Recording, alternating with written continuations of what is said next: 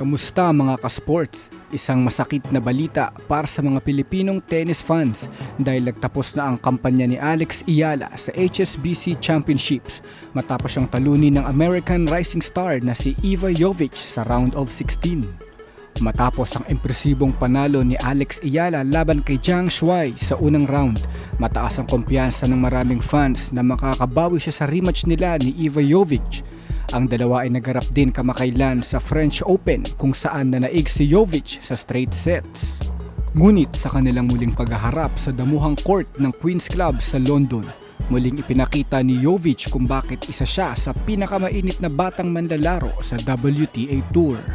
Sa ulat matapos ang laban, tinalo ni Jovic si Eala sa score na 6-2 at 6-2, isang dominanteng panalo na nagbigay sa American teenager ng pwesto sa quarterfinals ng torneo. Mula pa lamang sa unang set ay agresibo na ang naging laro ni Jovic. Nahirapan si Eala na mahanap ang kanyang ritmo habang sunod-sunod na pressure ang ibinigay ng kanyang kalaban. Gayunpaman, mukhang nananatiling mahirap na kalaban si Jovic para sa Filipino star.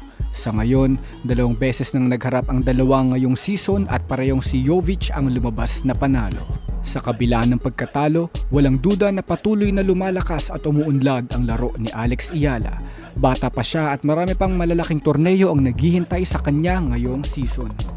Abangan natin ang mga susunod pang update mula kay Alex Eala. I'm out.